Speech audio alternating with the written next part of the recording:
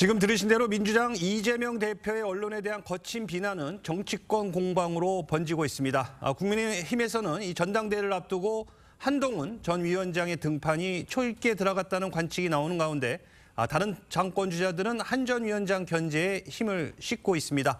정치권 쟁점들 전문가분들과 하나씩 짚어보겠습니다.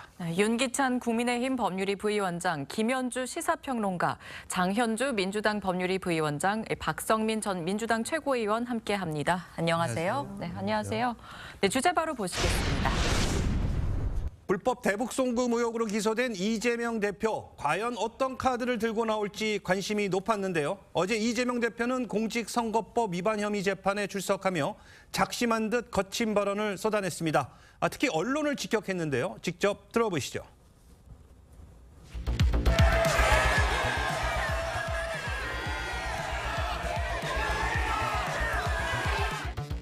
좀 조용하시죠. 좀 조용하세요. 못하겠어요. 시끄러워서.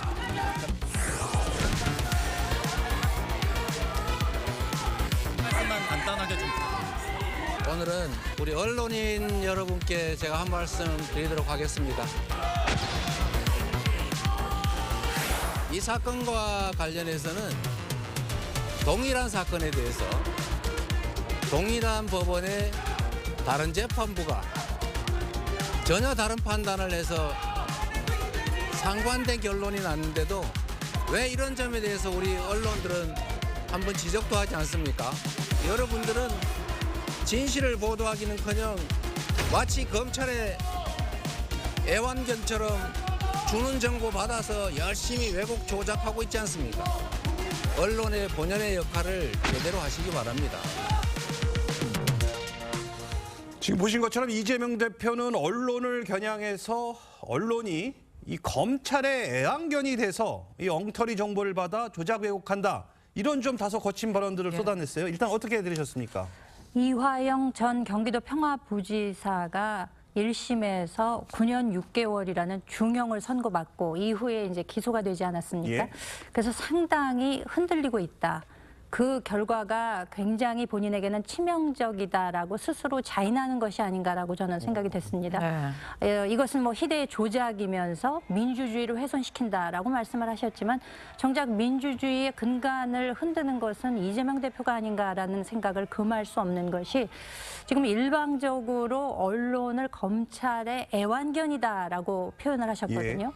왜 이렇게 무리한 표현을 하신 건지 도저히 이해가 가지 않고, 그렇다고 하면 본인에게 일반적인 옹호적 스탠스를 취하고 있는 일부 유튜브 언론, 뭐 시사타파라든지 김어준 방송 이런 것들만을 언론으로 생각하고 계신 것인지 저는 그것을 이제 되묻고 싶습니다. 그리고 조금 전에도 보셨습니다만 시끄러워서 못하겠어, 이런 좀 다소 신경질적인 반응을 보이지 않았습니까? 저는 그 모습을 보면서 과거 그 경기도지사에 당선된 직후에 당선 소감을 언론과 생방송으로 연결했을 때의 모습이 떠올랐습니다. 그 당시에 개인적인 물음을 하니까 신경질적인 반응을 보이면서 예의가 없어 이러면서 이어폰을 빼버리고 인터뷰를 중단했던 적이 있었거든요. 기억이 납니다. 예. 그때를 떠올리게 하는 것으로 봐서는 지금 굉장히 정서적으로 불안정하고 흔들리고 있다.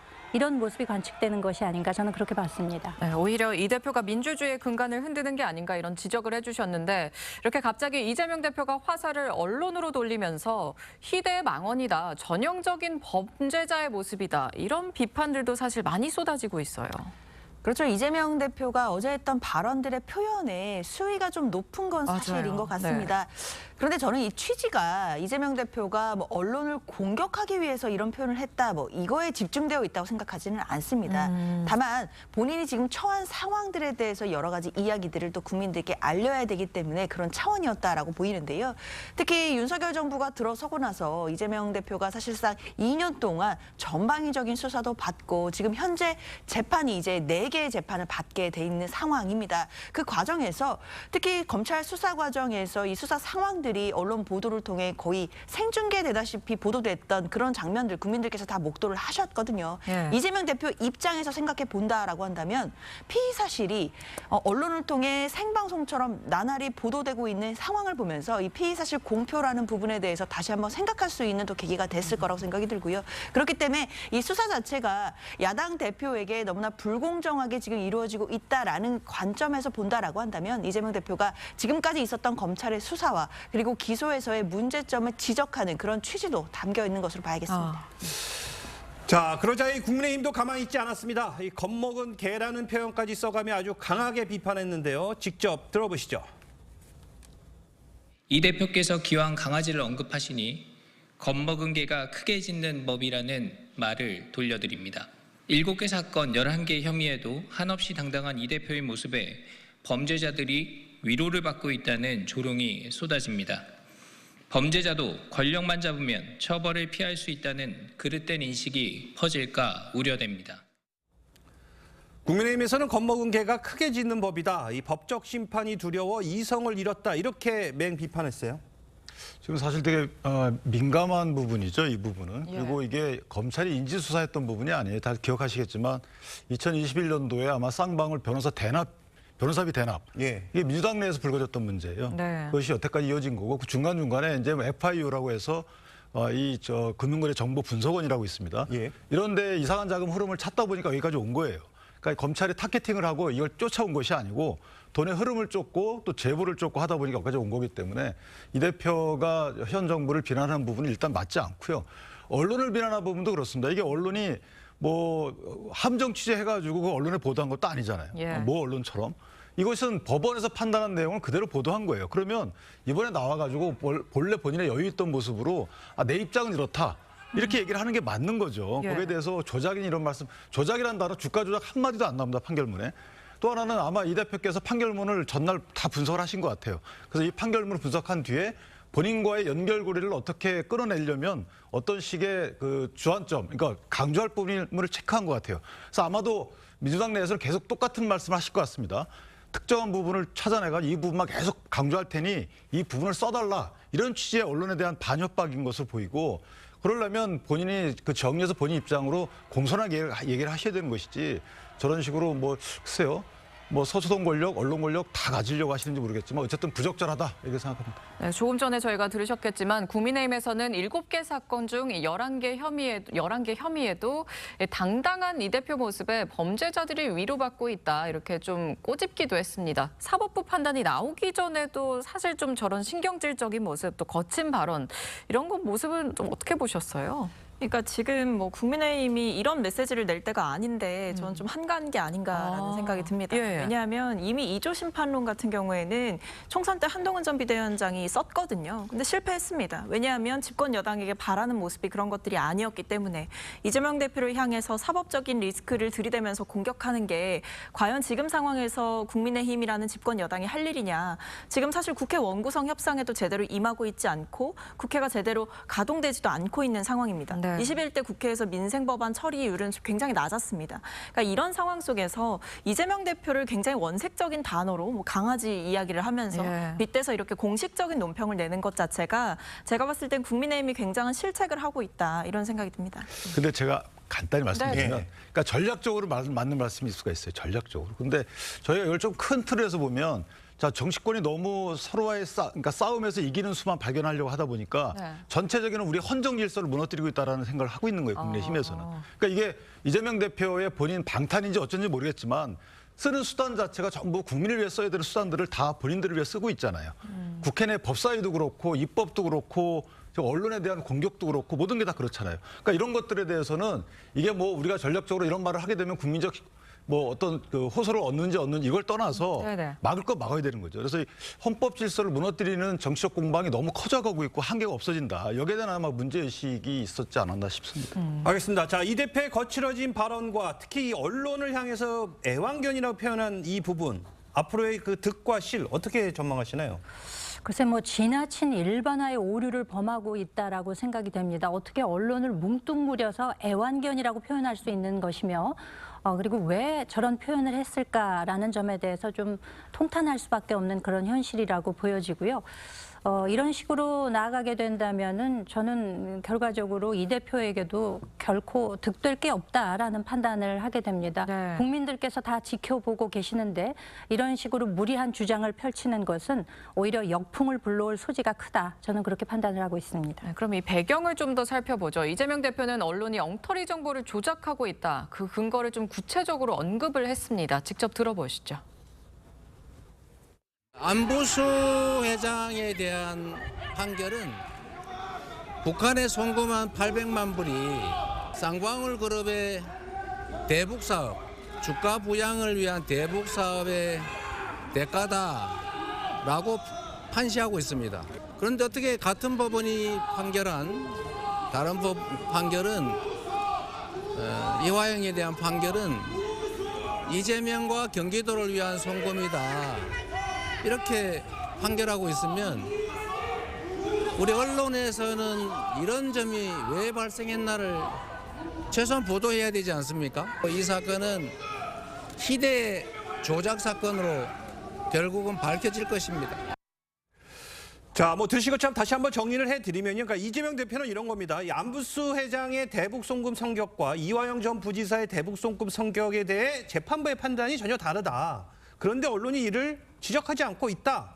자, 그러면서 이재명 대표가 갑자기 언론 탓을 했거든요. 어떻게 보십니까? 그렇죠. 그러니까 앞서서도 말씀드린 것처럼 이재명 대표가 어제 하고자 했던 말의 중요한 부분은 안부수 전 회장의 판결문과 지금 판결문이 다르다라는 것, 이 부분이 핵심이 있다고 봐야 될 것 같습니다. 그러면서 이제 언론을 향한 조금 과한 표현이 나오긴 했지만 결국 중요한 것은 언론을 탓하는 것에 뭔가 어떤 중점이 있는 것이 아니라요. 안부수 전 아태협회 회장의 판결문에 보면 쌍방울이 대북 사업을 한 것은 본인들의 주가 부양을 노린 것이다라는 취지의 내용들이 있거든요. 그런데 지난주에 나왔던 이화영 전 부지사의 판결에서는 쌍방울의 대북 송금이 경기도와 관련이 있다라는 취지의 판결이 나왔기 때문에 동일한 사건에 대해서 어떻게 같은 법원에서 다른 판결이 있을 수 있느냐, 이 부분을 국민들께 한 번 더 꼬집은 것이다라고 생각합니다. 물론 검찰에서는 이 부분과 관련해서 나름대로 해명을 내긴 했습니다. 뭐 김성태 회장이 체포되어서 와서 조사를 시작한 시점과 차이가 있다라는 취지의 이야기를 하긴 했는데요. 그렇다 하더라도 이 부분은 이재명 대표의 1심 재판에서 또다시 다투어질 부분인 것 같고, 또 한 가지는 결국 검찰의 수사에 따라서, 그러니까 검찰가 수사를 얼마큼 했고 어떤 방향으로 했는지에 따라 판결문이 달라질 수 있다라는 것을 보여주는 사례이기 때문에 이 부분은 앞으로도 계속해서 논란될 것 같습니다. 지금 말씀해 주셨지만 수원지검에서 안부수 회장의 1심 공소장은 김성태가 잡히기 전, 그러니까 이게 대북 송금 전모가 드러나기 전이어서 경기도 관련성이 빠졌다 이렇게 반박을 하고 있거든요. 그러면 이럼에도 불구하고 이재명 대표의 좀 말이 설득력이 있다고 보십니까? 근데 이재명 대표께서 전부 다 이 사실관계에 대한 그 전후 맥락을 다 파악하지 않고 말씀하신 것 같아요. 지금 현재 저 항소심 재판 진행 중인데 거기서는 공소장 변경을 했다는 겁니다. 그래서 그 내용이 들어갔다는 거고요. 그렇게 된 이유가 시점 차이가 나는 이유는 이제 안부수 회장에 대한 기소가 먼저 되고 나서 그다음에 그 김성태 전 회장이 나중에 잡혔거든요. 그러니까 김성태 회장으로부터 이후 진술은 나중에 들었기 때문에 나중에 추가된 것이고요. 그다음에 안부수 전 회장의 1심 판결문에도 김성태 회장이 대북 송금 관련해서 스마트폰 비용을 대납해 주겠다라고 제안했다라는 내용도 나와요. 그러니까 저 부분은 이재명 대표께서 취사 선택을 하셨든지 아니면 아직까지 파악이 덜 되셨든지 거기에 따른 약간 오판이다 이렇게 생각이 됩니다. 알겠습니다. 이재명 대표와 민주당에 나오는 이 조작이라는 이 비판들이 결국에는 이 사법부의 시스템을 흔드는 것 아니냐, 이런 우려도 나오고 있거든요. 근데 뭐 일단은 제가 봤을 때는 이재명 대표께서는 뭐 사법부에 대한 비판도 비판이지만 그 이전에 검찰 수사 과정에서의 문제점을 계속해서 지적하고 있는 것으로 보여지고요. 뭐 이른바 검찰발 회유와 협박 때문에 진술이 달라지고, 그리고 이재명 대표를 사실상 겨냥한 수사가 이루어졌다 이렇게 보고 있는 입장이거든요. 실제로 그 앞에서 우리가 잠깐 얘기 나눴던 것처럼 이 안부수 씨의 판결문에 보면 이 쌍방울의 대북 송금은 계열사의 주가 상승이 목적이다라고 판시되어 있는 점을 지적을 하신 것이고, 그 외에도 이제 뉴스타파라든 언론 매체에서 이제 안부수라는 그런 핵심 증인이자 김성태의 공범인 그 사람이 쌍방울에 의해서 사실상 매수됐다. 그런 정황이 보여진다라는 보도가 있었습니다. 왜냐하면 쌍방울에 의해서 이 안부수 씨의 딸이 살고 있는 오피스텔이 얻어졌다. 이런 보도가 있었거든요.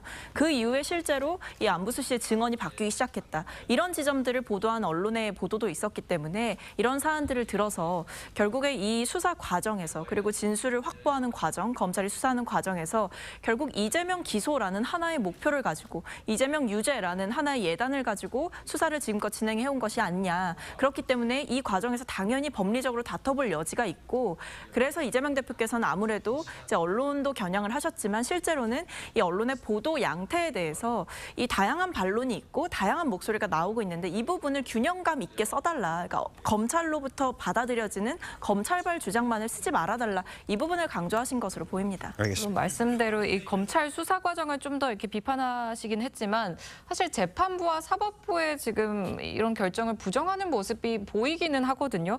이게 오히려 민심의 역풍을 맞지는 않을까 좀 우려스럽기는 해요. 예, 역시 마찬가지로 저도 그렇게 동의를 합니다. 그러니까 뭐가 조작이라는 것인지 뭉뚱그리지 말고 구체적으로 지적을 해야 온당할 것이고요.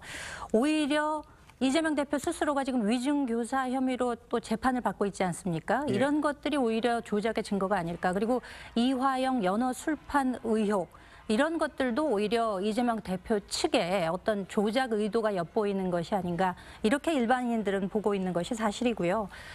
혐의가 있는 곳에 수사가 있어야 마땅하고 만약에 그것이 수사를 통해서 어떤 결론이 나오게 된다면 기소, 재판, 결과로 이어지는 것은 우리의 정당한 사법 시스템입니다. 네. 그런 사법 시스템을 부정하고 일방적으로 조작이라고 여론을 몰이를 하고 왜곡하고 호도하는 것은 책임 있는 정치인의 모습은 아니라고 저는 판단하고 있습니다.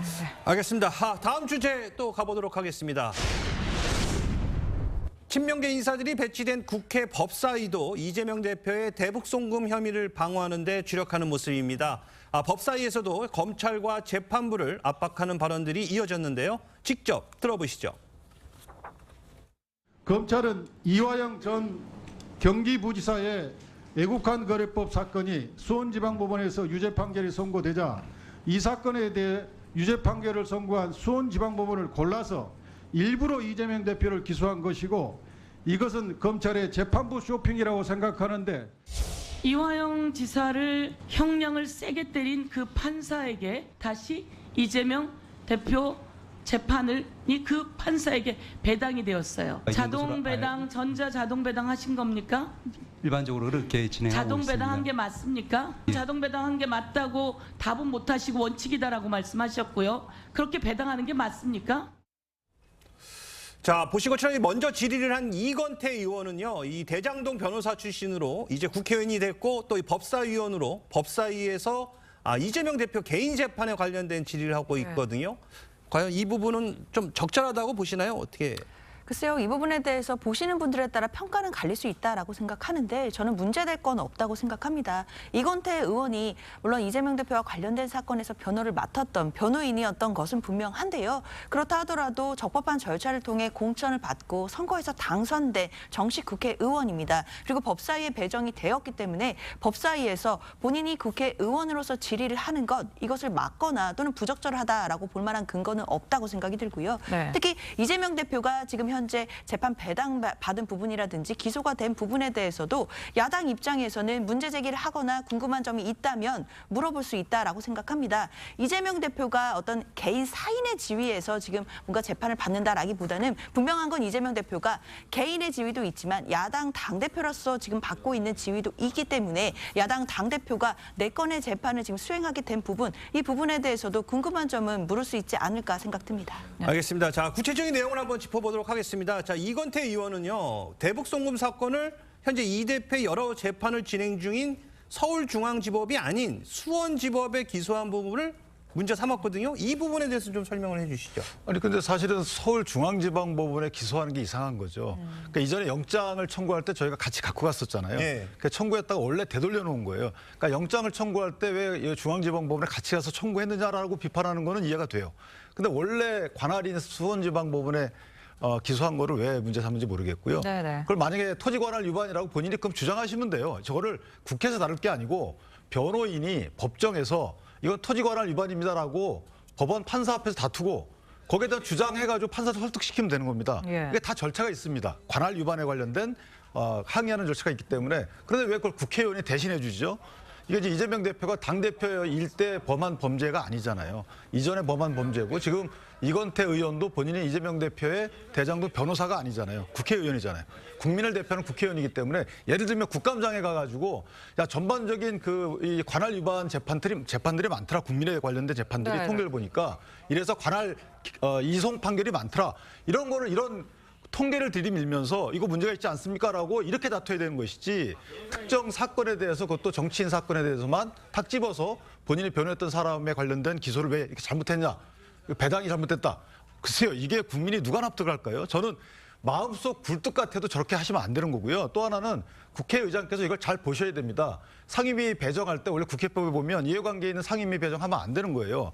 물론 이해관계라는 게 본인의 개인적인 이해관계겠지만 국민들이 볼 때 약간 문제가 있다라는 이해관계를 좀 넓혀봐서 이 부분도 이건태 변호사 등은 여기에 배정하면 안 되는 겁니다. 근데 국회의장이 글쎄요. 야당 강제 배정하고 이러면서 여당 강제 배정하면서 야당 의원들에 대해서는 좀 면밀히 살펴보지 않으신 게 아닌가라는 생각합니다. 네, 지금 말씀하신 것처럼 서영교 의원은 자동 배당되는 이 재판 배당 시스템 이 공정성까지 의심을 하는 거거든요. 어떻게 생각하세요?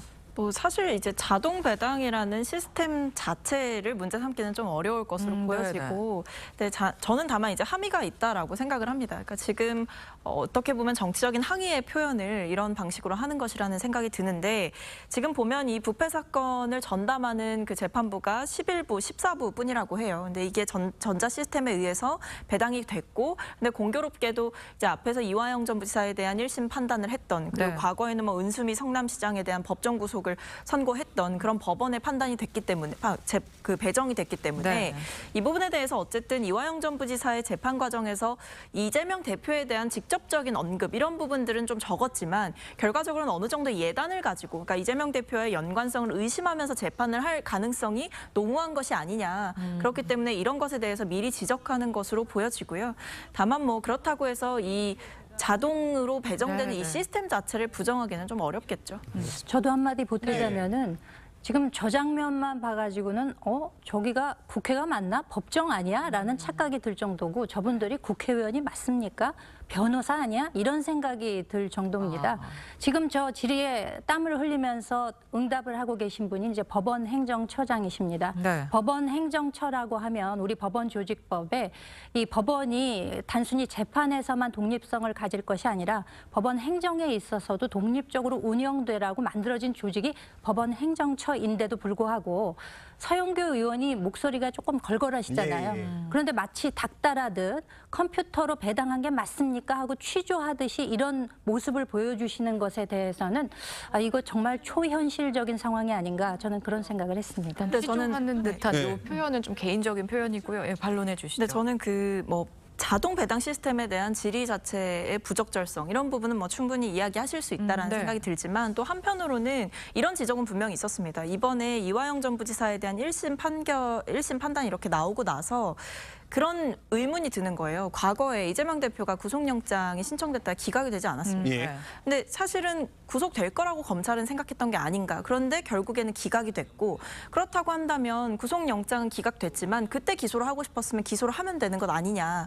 사실상 그렇게 기각 판단이 나오고 나서는 묵혀두다가 이제 와서 이화영 전 부지사에 대한 1심 판결이 나오고 나서 약간의 자신감을 얻고 이재명 대표를 기소한 것 아니냐. 그러니까 기소할 거였으면 그리고 수사가 다 돼 있었다면 과거에 했었으면 되는 것이지 왜 이때까지 기다렸느냐 이런 비판도 있는 것이죠. 근데 그거 제가 조금 설명을 드리면 네. 일반적으로 검찰이 이제 좀 그 규모가 있는 사건의 경우에는 네. 법원의 판단을 조금 보고 고려하는 부분도 없지 않아 있어요. 그러니까 만약에 이화영 부지사에 대한 판결에서 경기도의 관련성이 인정이 안 됐다면 기소 못했을 겁니다.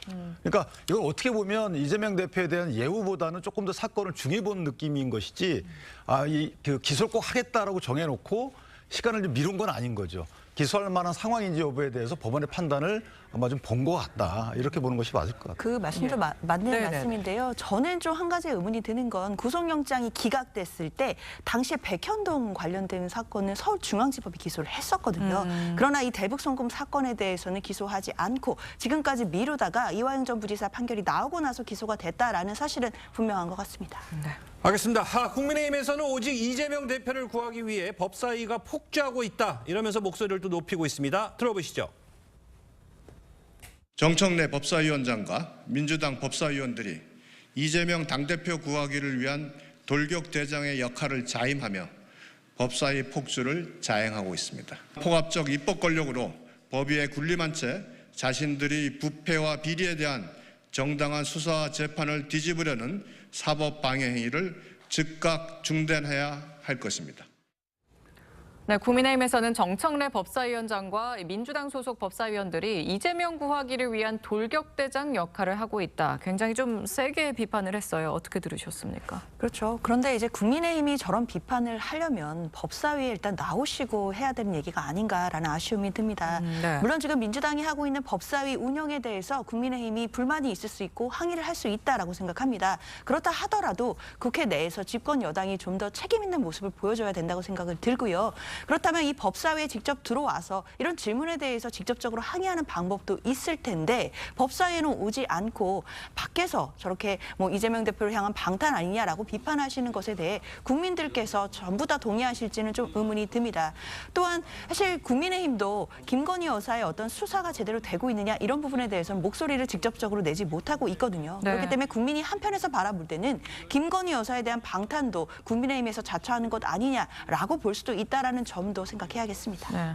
알겠습니다. 일단 뭐 법사위에 참석을 해서 그 자리에서 비난을 해라 이렇게 말씀해 주셨는데 오늘 국민의힘에서는 민주당이 법치 시스템 파괴 공작을 벌이고 있다. 이재명 대표는 전형적인 범죄자의 모습을 보이고 있다. 이렇게 주장하고 있는데 이렇게 보는 뭐 이유가 있습니까? 그러니까 지금 모든 상임위 일단은 법사위를 보면은 말씀하셨지만 저희도 들어가고 싶죠. 그런데 들어가서 할 수 있는 역할이 없어요. 그러니까 지금은 1, 2소위원장도 다 뽑아놨잖아요. 그러니까 그중에 법안 소위 같은 경우에 만약에 저희한테 주게 되면 저희가 법안 소위에서 어느 정도 심사를 할 수 있는데 문제는 법안 소위에서 심사한다 하더라도 이걸 다 끌고 갈 수가 있어요. 그러니까 이게 협치의 일단 조건은 뭐냐면 다수당이 협치를 위해서 조금 더 양보해 주는 게 조건이에요. 그러니까 국민의힘이 아무리 노력을 한다 하더라도 협치를 위한 조건 성취는 안 된다. 이런 입장이기 때문에 저희는 지금 들어갈 수가 없는 것이고 또 하나는 법사위원장을 만약 국민의힘에게 최소한 1년이라도 보장을 해준다 그러면 얘기가 달라지는 거죠. 그런데 전혀 지금 그런 상황이 아닌 거고 또 하나는 현재 법사위에서요. 지금 보면 입법을 위한 청문회를 갑자기 한다는 겁니다. 입법을 위한 청문회라는 국회법이 있긴 합니다만은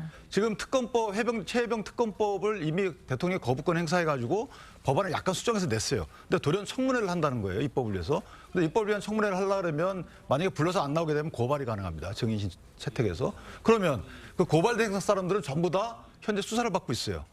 그럼 이게 수사를 받고 있거나 재판을 받고 있는 사람은 안 나올 수 있는 명분도 있지만 고발하게 되면 그 사람들에 대해서 앞으로 수사나 재판에 대해서 본인들의 양심껏 발언할 수 있는 기회를 잃게 되는 거잖아요. 이런 식으로 법원과 검찰과 법사위와 국회가 이게 구별이 안 돼요. 그러니까 누가 지금 판사고 누가 검사고 누가 국회의원인지 구별이 안 됩니다. 그러니까 국회의원 당선되면 뭐 사법시험 본 것처럼 어디다 자격이 주어지나요?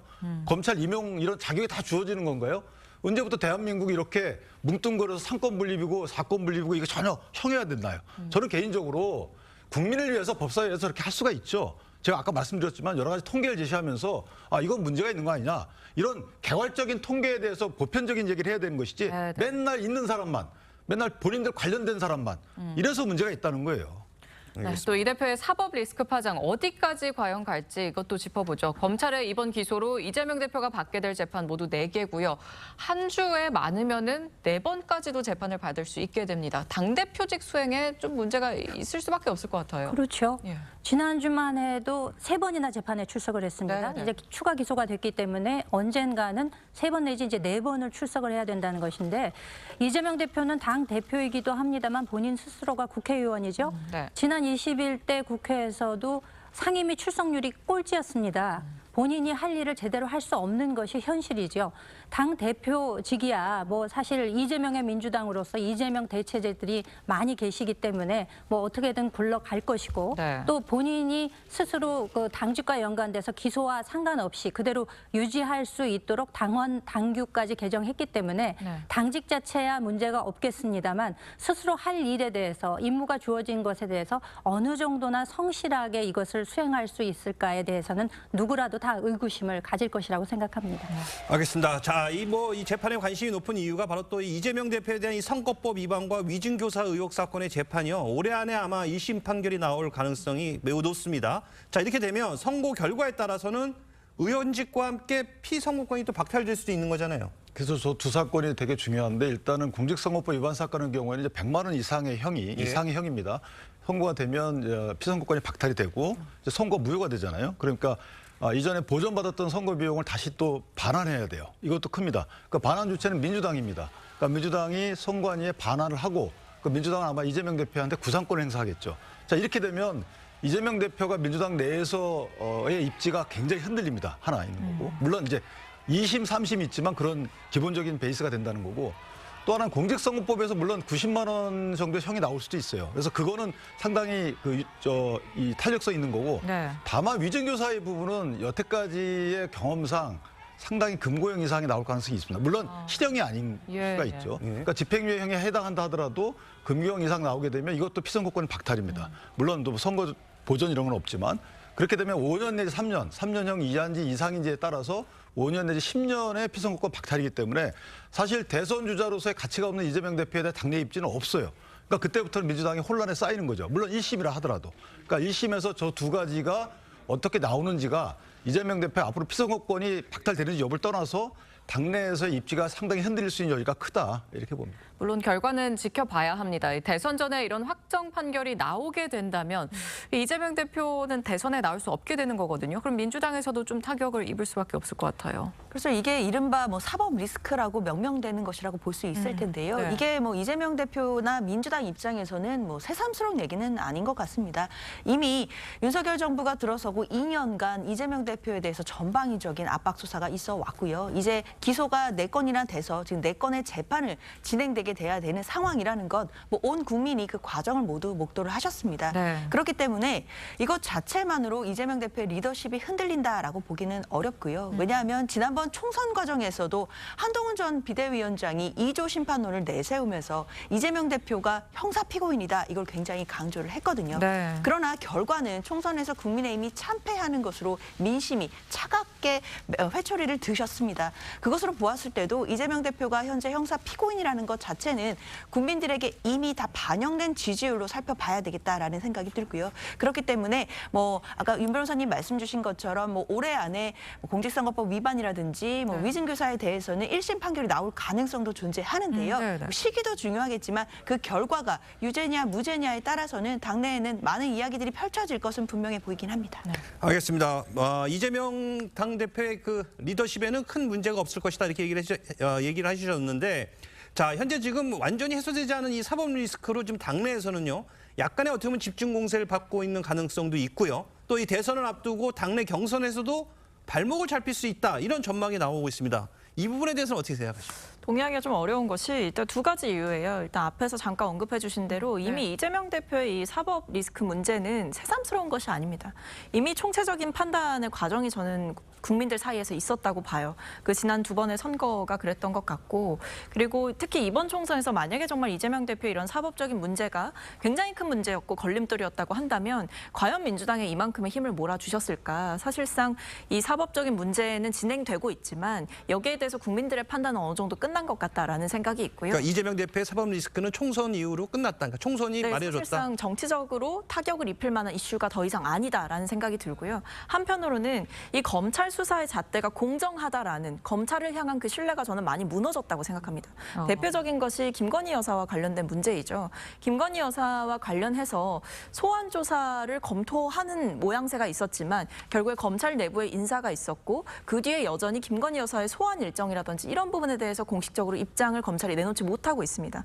그렇기 때문에 검찰의 수사가 공정하다라는 믿음이 국민들 사이에 있다면 결국에는 뭐 김건희 여사에 대한 수사도 공명정대하게 이뤄지고 이재명 대표에 대한 수사도 공명정대하게 이뤄진다. 이런 상황이라고 한다면 신뢰하겠지만 그것이 아니라 사실상 야당을 향한, 야당 대표를 향한 수사가 이렇게 공격적이고 여당을 향한 수사는 상당히 느슨한 것 아닌가 이런 비판들이 있기 때문에 저는 정치적으로 크게 타격을 입고 있는 상황은 아니라고 생각합니다. 네, 이 대표의 사법 리스크에 대한 국민들의 판단이 끝났다. 지금 오히려 검찰에 대한 신뢰가 무너졌다. 이런 의견을 주셨거든요. 근데 저는 약간 동의하기 어려운 것이 예. 검찰 신뢰가 무너졌다고 강성 지지층은 생각할 수 있어요. 네. 그건 뭐 행정권의 일부기 때문에 그럴 수 있습니다만은 검찰에서 기소가 되고 만약에 법원에서 무죄가 되면 그러면 그 검찰 신뢰 무너졌던 부분이 입증이 되는 거죠. 네. 그렇게 되면 아마 현 정부도 타격을 입을 거예요. 그런데 이것이 만약 유죄가 되는 경우를 말씀드리는 겁니다. 유죄가 되게 되면 이거 사법 리스크의 현실화거든요. 이건 리스크가 아니에요. 그러니까 이재명 대표가 그동안에 단 하나라도 죄를 인정한 적이 없습니다. 그 본인이 인정하지 않은 죄를 공정정당히 판단했던 사법부가 만약 인정하게 되면 이것은 타격이 큰 거죠. 무죄가 나오면 물론 또 날개를 납니다만은 유죄가 나왔는데도 불구하고 이게 다 반영됐다고 보기는 어려운 거죠. 사법 리스크가 있다는 건 반영이 됐지만 그 사법 리스크가 유죄로 인정이 되다는 건 또 다른 변수이기 때문에 그때는 아마 당내에서의 상당한 맹공이 예상이 좀 되는 다고 김현주 평론가님도 어떻게 들으셨습니까? 지금 실제로 정말 사법 리스크가 현실화가 되게 된다면은 당장이야 당내에서 입지가 흔들리지 않겠습니다만 저는 이재명의 민주당, 그러니까 이재명의 사당화에 가깝게 된 지금 민주당의 현 모습이 앞으로 크게 흔들릴 가능성이 있다. 왜냐하면 대체제가 없게 되거든요. 그렇기 때문에 한 사람에게 권력이 집중되는 것이 얼마나 위험할 수 있는 것인지에 대해서 스스로 어떤 자제의 노력이 있었어야 하는데 그것이 없는 상태에서 구체적으로 어떤 판결의 결과 내지는 그 어느 사건 하나라도 3심 결과가 나오게 된다면은 상당히 큰 그 위기에 봉착할 수 있다. 그렇게 보고 있습니다. 네. 알겠습니다. 다음 주제로 또 가보도록 하겠습니다. 이번엔 국민의힘 소식도 한번 살펴보도록 하겠습니다. 국민의힘 전당대회를 앞두고 한동훈 전 위원장의 등판이 과시화되면서 여당 내 신경전이 고조되고 있습니다. 한 전 위원장은 최근 이 당내 의원들과 식사와 또 통화를 하며 활동 보폭을 넓혀가고 있는 것으로 알려졌는데요. 다음 주쯤 출마 선언할 것으로 보이는데 어떻게 예상하시나요? 근데 뭐 등록이 이제 임박했다는 거기 때문에 등록 일정이 24, 예. 24니까 아마 그럴 가능성이 있어요. 그런데 아마 고민이 그래도 되지 않을까 싶긴 한 것이 출마 예상자들이 아직까지는 이렇게 가시화되어 있지만 이분들이 최고위원 나갈지 대표로 나갈지에 대한 본인들의 주장이 아직까지 밝혀진 적이 없거든요. 예. 김재섭 의원만 보더라도 김재섭 의원이 만약에 당대표로 나오느냐 최고위원으로 나오느냐에 따라서 한 전 위원장의 표를 잠식하느냐 아니면 보태주느냐 뭐 약간 또 역학관계가 있어요. 네네. 거기다 윤상현 의원 등도 마찬가지고요. 이분들이 만약에 예상을 깨고 최고위원으로 나와버린다. 네. 그러면 지도부는 상당한 힘을 얻는 지도부가 되겠지만 한 전 위원장 입장에서 보면 이게 또 껄끄럽거든요. 그래서 아마 그런 식의 본인들이 최고위원이냐 당대표로 나가는지 여부를 어떻게 밝히는지에 따라서 조금 변수도 없지 않아 있지 않을까 싶습니다. 자, 뭐 지금 말씀하신 그 김재섭 의원 어제 그 한 전 위원장의 대항마로 지금 김재섭 의원이 거론되고 있습니다. 이 당 안팎에서 출마 러브콜을 받고 있는 이 30대 초선 이 김재섭 의원은요. 어제 친윤 개혁이 정치적 소임이다 이렇게 말했습니다. 함께 듣고 오시죠. 당권 도전하시냐. 당이 지금 어려운 상황이고 그 가운데서 제 역할을 계속 고민하는 상황이고요. 제 정치적 소임은 친윤이라는 이름으로 당을 망쳐놓은 사람들을 개혁하는 것이 제 정치적 소임이라고 저는 생각합니다. 주변에서 어떤 이야기 하든지 간에 김재섭의 길을 걸어갈 생각이고요. 당의 개혁을 위해서 앞장설 생각입니다.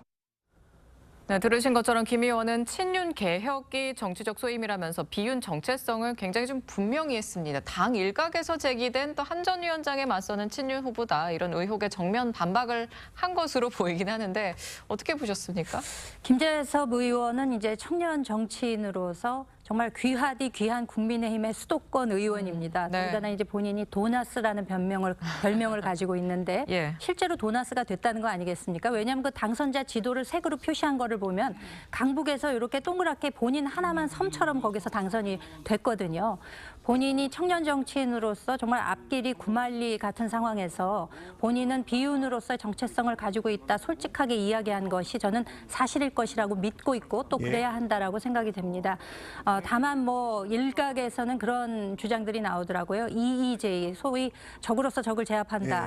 그러면 김재섭 의원도 혹은 그 한동훈 비대위원장도 적이라는 뜻인데 과연 지금 국민의힘이 총선 참패 이후 질이 멸렬한 상태에서 이와 같은 친윤계의 EJ라는 것을 모토로 내건 이런 움직임이 있다면 그 자체가 저는 큰 문제라고 생각됩니다. 당내에서 그나마 한 줌밖에 안 되는 그 총의원들이 모두 갈라치기에 나서고 있다라는 그 현실을 저는 믿고 싶지는 않고요. 김재섭 의원이 본인이 갖고 있는 이번에 어깨에 획득한 상당한 그 존재감이라고 할까? 이런 것들을 온전히 펼쳐서 뭐 어떤 방식으로든 본인이 선택을 하겠지만 그것이 이제 정당성 있게 펼쳐질 수 있기를 기대하고 있습니다. 네, 또 그러면 과거 이준석 전 대표에 이어서 어떻게 보면 30대 당대표에 이은 가능성 어떻게 보십니까?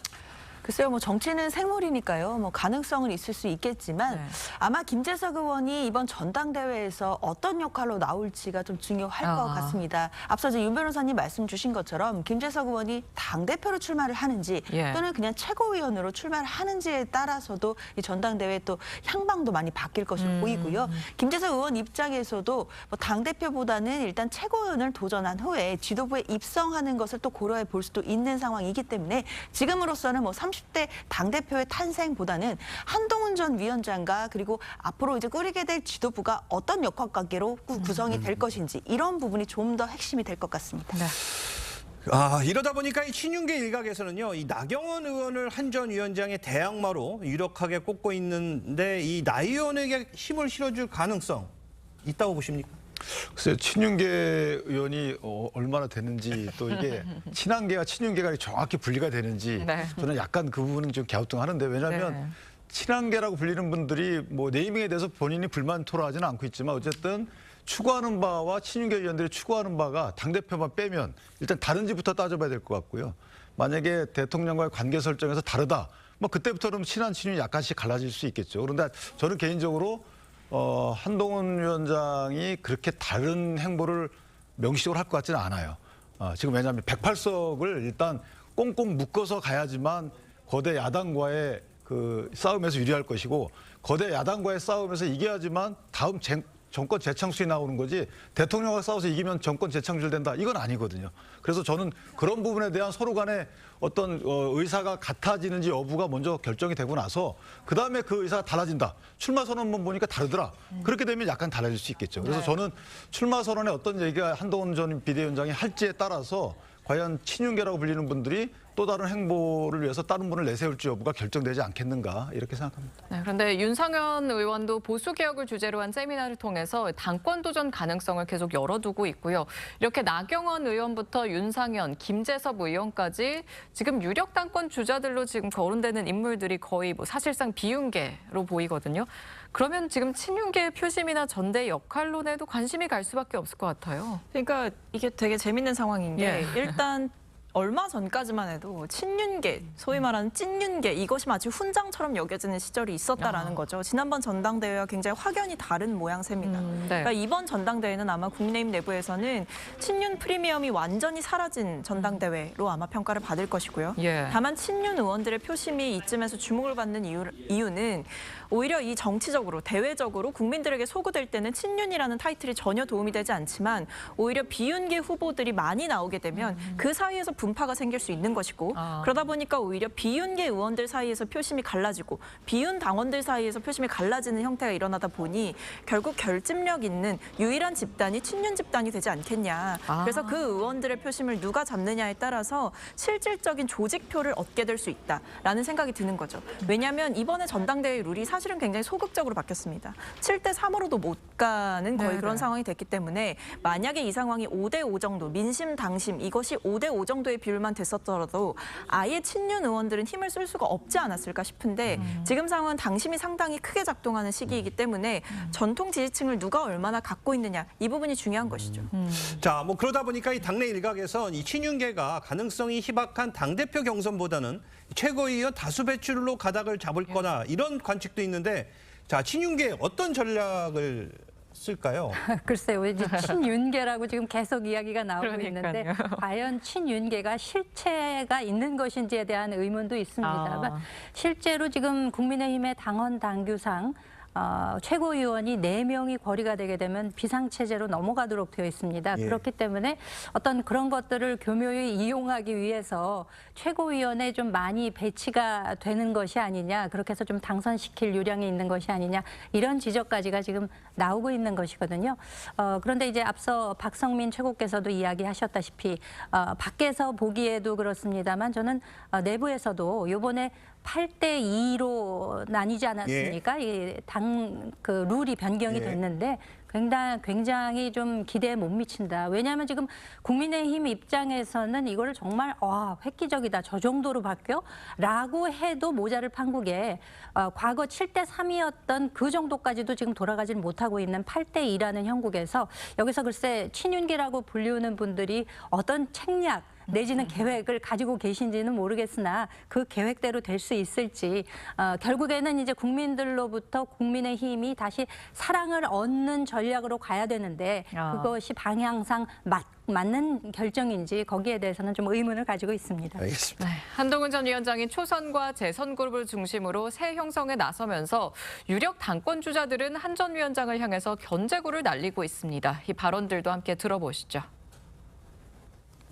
우리가 역대 원외 당대표를 모셔보기도 했는데 어쨌든 싸움의 전장이, 정치의 전장이 국회 중심이다 보니까 원외 당대표의 경우에는 좀 그런 부분에 있어서 여러 가지 또 어려움이 있지 않을까 이런 생각을 해봅니다. 앞으로 1년 동안은 적어도 국회 내에서 싸움이 이루어져요. 주 전장이 한마디로 국회 안이에요. 그럼 국회 안에서 원내 전략을 짜야 돼. 그럼 원내대표가 좋겠습니까? 원내대표가 좋겠습니까? 답은 명확하죠. 네, 원내대표 한계론을 언급한 나경원 의원에 이어서 윤상현 의원도 지금 국회의 모습을 보면 원내 인사가 당 전략을 짜는 게 적합하다. 좀 힘을 보탰거든요. 어떻게 들으셨어요? 일단 들을 때 그럴듯해요. 네. 뭐 들을 때는. 맞는 말씀이죠. 예전 황교안 대표의 경우에도 사실 원외 인사가 대표가 된 상황이었는데 어쨌든 본인의 장점을 못 살린 그 역사적 선례가 있어요. 그런데 원내대표 또 따로 있거든요. 원내대표가 보는 시각과 원내에서 어떤 또 야당과의 대응 전략을 짜는지는 다를 수가 있고 원내에서 뭐 여의도 연구원도 있고 여러 가지 또 이용할 수 있는 또는 더 늘릴 수 있는 시설이나 뭐 연구기관들도 있을 수 있어요. 그래서 저는 개인적으로 이것은 원내대표를 뽑는 선거가 아니기 때문에 원내 인사인지 원외 인사인지에 대해서 명분 싸움으로 저런 말씀하시는 거지만 실제 본인이 어떤 역할을 어떻게 생각해서 그걸 국민께 내놓을지가 문제인 것이지 원외 인사인지 원내 인사인지는 크게 영향이 없지 않을까요? 개인적으로 그렇게 생각합니다. 자, 그런데 뭐 어차피 대표는 한동훈, 이 거대한 기류 속에 이 원외 인사인 한 전 위원장을 향해 견제구를 던지자 또 반박도 나왔습니다. 바로 이 한동훈 비대위 사무총장을 맡았던 이 장동혁 의원은요. 지금까지 비대위원장은 다 원외 인사였다. 그러면 그땐 막 괜찮고 지금은 안 되는 거냐. 이렇게 또 나를 세웠거든요. 이 부분에 대해서는 또 어떻게 생각하시나요? 좀 맞는 지적이라고 저도 생각이 됩니다. 원내외가 이제 이렇게 중요한 판단 기준이 지금 되고 있는데 지금 원내에 계신 분들은 아무래도 원외는 한계가 있지 않겠느냐라고 공히 말씀을 하고 계시거든요. 그러니까 본인이 서 있는 입장에 따라서 외부에서 보기에는 일종의 견제구로서 저런 이야기를 하시는 것이 아닌가라는 지적이 타당하다라고 생각이 되고요. 원내, 원외에 상관이 없이 국민의힘을 지금 이 위기의 상황에서 이끌 그 사람이 과연 누구인가? 그것이 이제 중요한 것이지 원내외의 그 내용만을 가지고 이렇게 토론을 벌이는 것은 지금 이미 전당대회가 시작 국면에 접어들었다라고 보는 것이 합당하지 않을까라고 생각됩니다. 알겠습니다. 정치권 쟁점은 여기까지 짚어보겠습니다. 감사합니다. 감사합니다.